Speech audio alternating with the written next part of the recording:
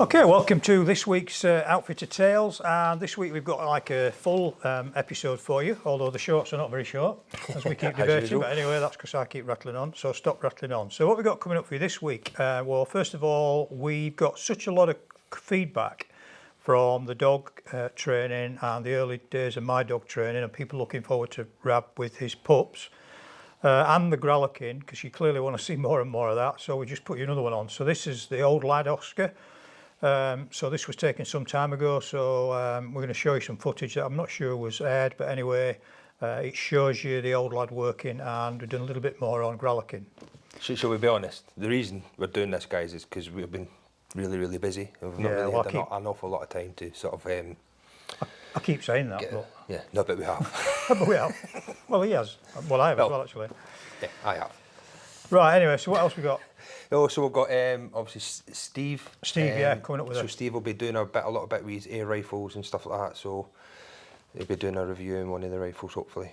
And you've got you're going to do a little bit of a foxing update. Yeah, just a wee chat about foxing, and then we're going to have a little bit of a discussion on what's the best deer. Might be an argument. Yeah, I don't think it will. No, we'll see.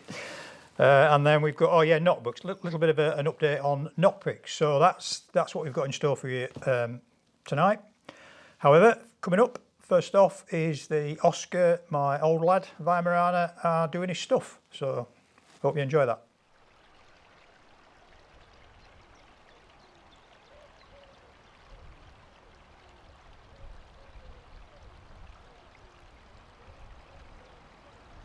Two very good bucks there. The one on the back is clean. That's a really good animal. Okay, chaps, that's the one I want to shoot. That youngster's just chasing around, just playing. I just want him to move out of the way, and once he begins with that young buck, once he's got a bit further right, we can go forward.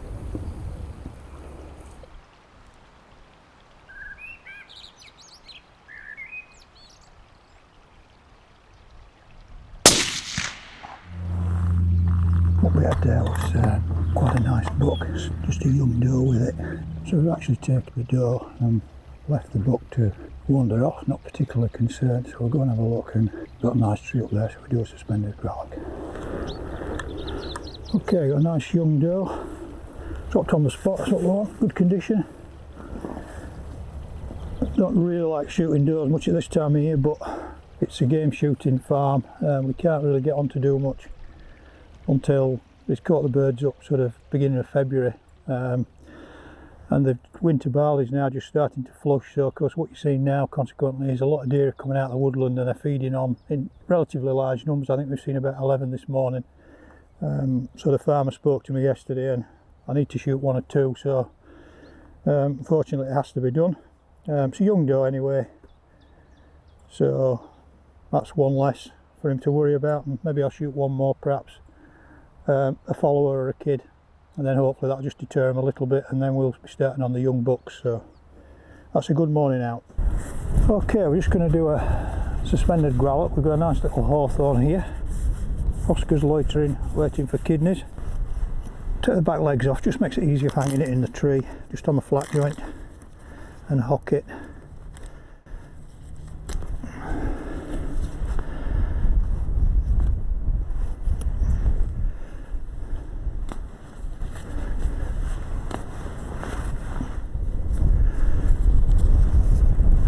One hook on first, and then it just takes the weight of the deer. We're just going to bleeding out. Quite a lot of blood gone anyway. Out the exit wound. Start to congeal already. Okay, you can see we've got a yearling, which is what we wanted really. No pregnancy in this one, so I'm quite pleased that we've taken it out. I know it doesn't seem to make any difference really. They're in season, you know, and you could, you know, shoot the deer, but I'd rather take a yearling and leave the mature ones. So if we do have to reduce numbers, I can be very selective about what we're taking. So at this time of year, just followers or a yearling doe like this with not pregnant. Okay, so what we've done is we've opened the pelvic bone, I'm just going to free the anus. So I find this is a lot cleaner way of taking the anus out. We'll just pull it all the way up back and just nick it, and then bring it forward out of the carcass, and then any contamination is going straight onto the floor. So you've got a lovely clean back passage, all cleaned out. One of the things we can do now while we're looking is just I'll start the examination, and the first thing we'll have a look at is the kidneys. Still fat around the kidneys even at this stage, coming out of the winter. Lovely set of kidneys. This is Oscar's reward for his morning's work. Okay, I'm just going to release the diaphragm now. This is why I think this type of gralloch is the easiest and the cleanest. So basically just cut and ease off the diaphragm skirt, and it's basically the deer will gralloch itself. So that's just freed off one side, and I can just nick the diaphragm, and then there we go, deer's almost grallocked itself. Okay, just to take the head off, a lot of people struggle with this, is if you just cut really tight along the back of the ears, that'll bring you down onto the atlas joint, and then I'll just extend the cut all the way around, and then kind of turn the head against itself, and that'll automatically throw you up with the flange joint there, and you'll see that little bone tucks into there. You can't cut it that way, so you've just got to get the knife in and just ease it off, and then you do the same at the other side. You just pop the knife into the flange joint, and basically that's the head off. See, such a lot of people struggling with that, and there's no need. And then basically everything is intact, so we can do our examination. Another area people struggle with is actually taking the foreleg off. If you bend the foreleg and just run the knife down that line, and keep the knife along the same line, and just cut round, it'll put you straight onto the flat joint, and then basically twist, releases it, and then just cut the leg off. 5 minutes, 10 minutes after the shot, deer suspended. It's quite a cool morning, the air's blowing through. We've completely eviscerated and growled this deer, so it's nice and clean. It's cooling. We'll just leave that there now to drain down, and then I'll do the examination of the rest of the carcass. Okay.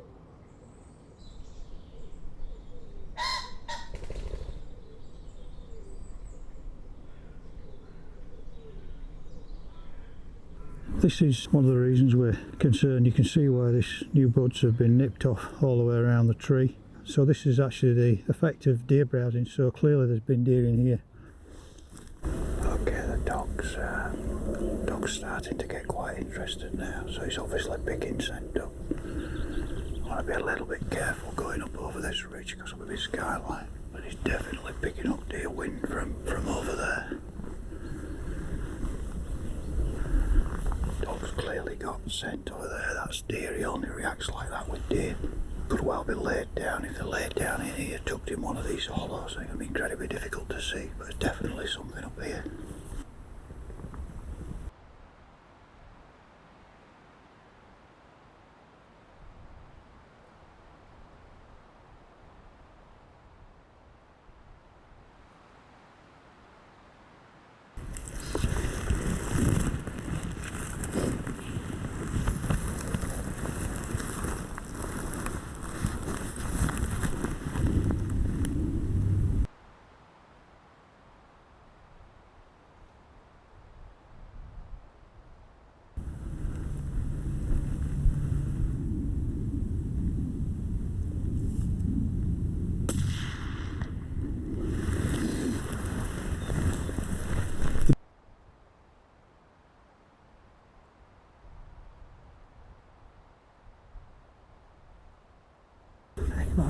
Okay, we've got him.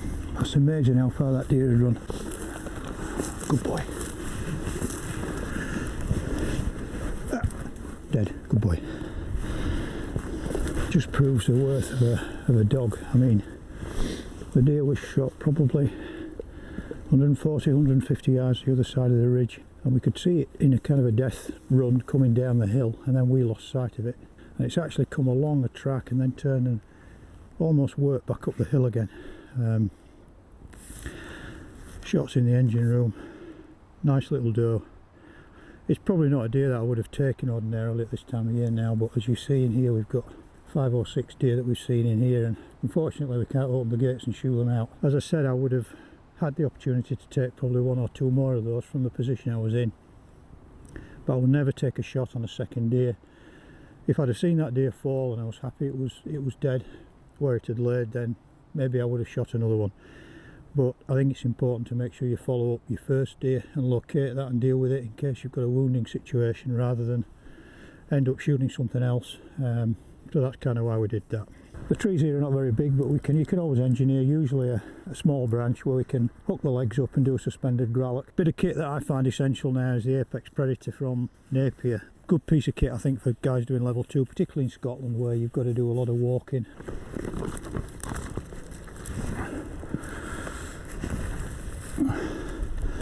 So as you see, even with a relatively small tree, we can actually get the deer hooked up, ready for the gralloch. Animal's already bleeding out. The shot was low neck. The carcass is cooling all the time. I can put it into the row sack without it actually touching the floor again, and we can carry it back to the vehicle where it goes into a clean, hygienic tray. This is Oscar's reward for finding the deer. Nice set of fresh kidneys. Okay, that's the deer all nicely finished. 5 minutes. Nice and clean, cooling away. So we'll get that in the sack and back to the larder. Again, the easiest thing to do with that is put it on a bit of a high ground, bit of a stone or a rock, or wedge it in a V of a tree, and basically sit down and put the sack on, and then you're ready to go. So that's a good morning, and 1 deer less within a protected plantation, so that's not been a bad result. Right, so I hope you enjoyed that. Obviously, Chris has got his way of doing grallochs.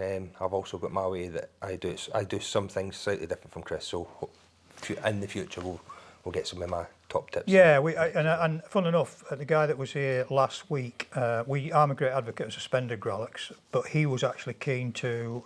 It's been a question as well. Yeah, a question what about happens if you can't suspend it. Yeah. You know, the arse end of the deer. So, as I've already said, we're going to bring you updated versions of this. I'll do a new suspended one. Rab probably will as well. But also, Rab will do a gralloch on the floor with a proper one. Yes, which is best practice is suspended, but you can't suspend a 27-stone red stag. Yeah. So yeah, look, whatever way you want to do it's fine, but we'll cover them all. We've been asked to do it, so we'll bring you an updated one of that. Yeah. And so now what we've got coming up is a quick air rifle piece by Steve. Hope you enjoy this, guys. It's something different. Welcome back. I'm Steve from realairgunadventures, and Steve and Rab asked me if I could find you something a bit interesting air rifle wise, and this is the Coral Puncher NPO2 PCP air rifle. This is a relatively inexpensive air rifle, and a couple of years ago I did a challenge with a guy in the States, a fellow called Tim Miller, and we tried to shoot out a scope. He did it with a 22 long rifle at 100 yards, and I did it with with this sub 12 PCP air rifle at 50 yards, and I got a bit of a surprise. Anyway, I'll show you the clip in a minute. Before I do, I'll just quickly run through this. So it's a carbine. Really, it looks like a pistol for all intents and purposes. There's a bottle on the back. Short barrel. This isn't the silencer that came with it, and I've currently got a Vector Optics scope on there. I had something else at one point, but that's the one I used for the challenge, and I used a homemade scope cam, which I don't have anymore because it fell apart. So the moral of the story is buy a scope cam. Anyway, I'll get on and show you what happened. I was using slugs, and I got those from a company called Pro Hunter that make hand swage slugs. Really good slugs, but they're a bit more powerful than I'd anticipated. Anyway, let's have a look. Scope cam, I think, and I'll be right back. Okay, scope cam. Now,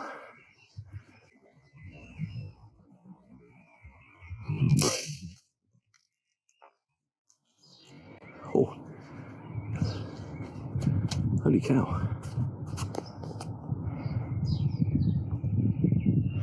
I think that's it. Let's go have a look. Well, that's gone in. Now I'll tell you what. It's in there. Actually, it's not in there. That's gone right through. Oh, well, luckily, there's a brick wall the other side. That's 3/4 inch ply. At least 50 metres. Good grief. Hello, what's that then? Bit of wildlife there.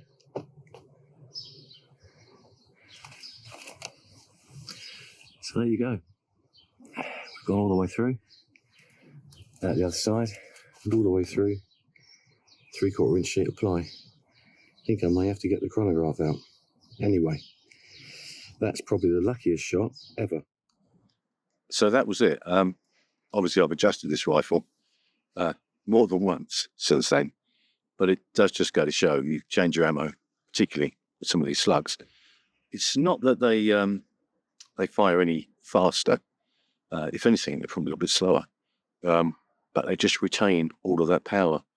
So they come out at the end at 11 3/4 pounds, and they hit the other end at 10.5 or more.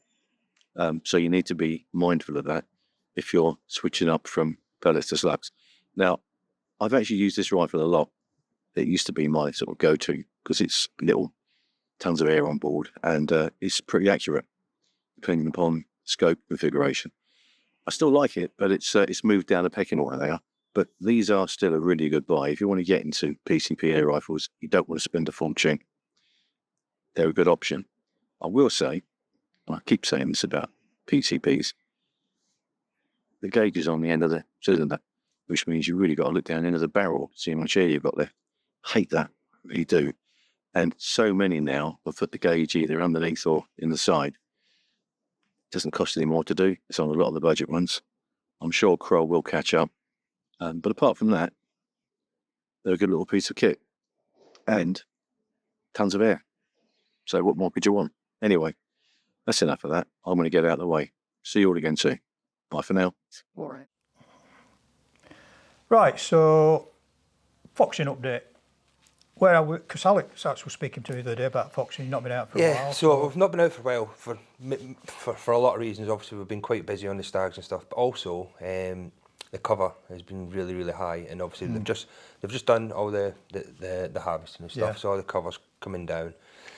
You had a lot of silly young foxes knocking about, but they've now sort of settled into their areas. They've now settled on the sort of food sources. So basically, this time of year, for me personally, is one of the best times of year to get the foxes. The foxes are still pretty naive, the youngsters. Yeah.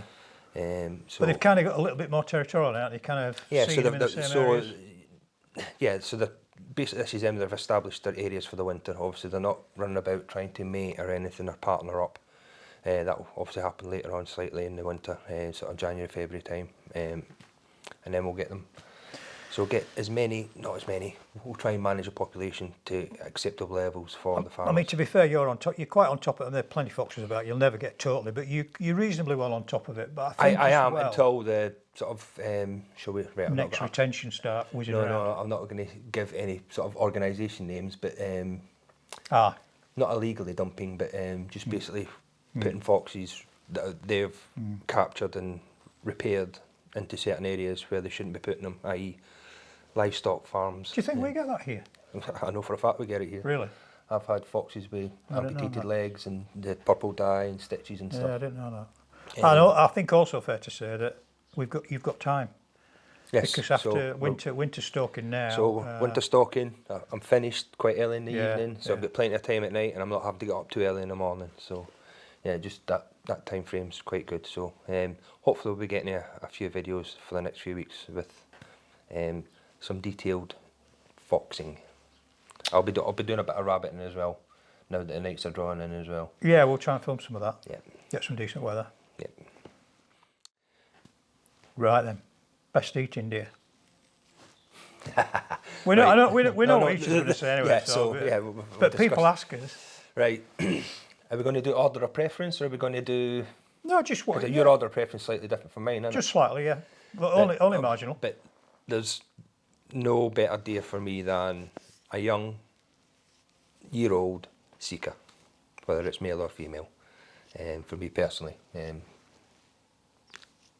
it's just a totally different type of venison for me. It's not It's still gamey without being overly gamey, and there's plenty of fat and it's juicy. Fat. It's like Wagyu of venison for me, and that's my personal opinion. Yeah. Roe? So Roe's up there, definitely. Probably my least favourite, to be honest, is red. Yeah. Look, I think they're all good, aren't they? Yeah. I mean, at the end of the, I mean, you're a trained butcher, and I've butchered thousands of stuff, you know. But basically, an awful lot with the quality of any meat is how it's shot, killed, treated, how it is acting before it's killed. So, like a domestic stock going into an abattoir with a shitload of pigs in a thing squealing and tensed up to the devil, adrenaline, and not actually you're not getting the best out of the meat. Whereas a wild deer feeding happily, not stressed, suddenly dead with a shot and bled and shred really nicely, cleanly, and we're both very funny about that. Handling deer correctly with respect. It's hung from the right sort of time, which is a whole other debate. Yes. So and then you butcher it. Hanging. So I personally hang my deer in my chiller. So my chiller's probably between 1 and 2 degrees. Yep. And I hang it in there for a minimum of a week. Yeah, absolutely. Size of deer, obviously. Yeah, dependent. I 100% agree with you. My chiller here is similar, probably slightly does go slightly lower, but clicks between 1 and 4. This one, I would agree with you. A week, 8 days is probably optimum for a roe. Average roe ladder weight, 18? Well, Biggin's 18 kilo, but anything between 16 and 18 kilo. Fallow and a Seeker deer probably add another couple of days on, maybe. Yeah. And with a red, if you really want to do it, you probably should go a bit further, because it's a bigger animal. And all it's really doing, it's not. See, this rubbish about gamey. There's nothing gamey about venison. If even venison that's been hung for a long time is not gamey. There's no smell to it at all. We're not trying to achieve a smell, or we're not trying to rot it. It's just allowing the enzymes and the bacteria in the meat just to build which is essentially it's decomposing. Yeah. At a really, really slow rate. Slow rate. With a controlled rate. Without all the gases and stuff being released all in a 1 or 2 minutes. You're basically getting rigor mortis, and then that kind of breaking down at cellular relaxes. level, basically. Yeah. And that's what gives you your quality of meat. So the issue I've got is most people get to taste venison when it's their mates giving it to them, and 9 times out of 10 that's going to be a big rotten stag. Yeah, when there's a lot of them available, and I won't touch it with a barge pole. And they're not great to eat. No. No.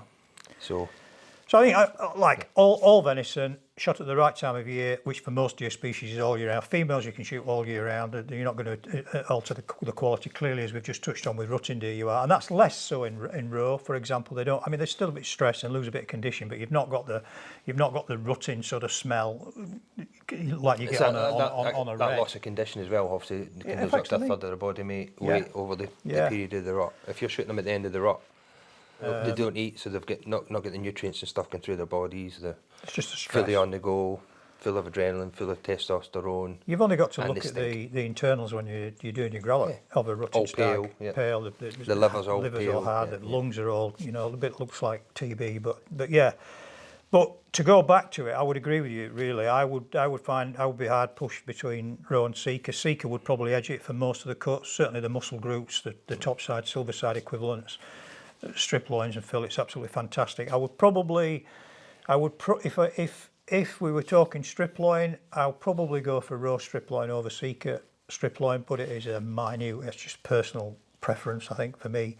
But probably I'd be hard pushed to pick between either. But if I was only allowed to eat one or butcher one deer now for the rest of my life, then it would be Seeker. Yeah. And then if Seeker weren't available, then it'd be roe. And all the others are good eating, like I've said. But there's none out there that would turn me off.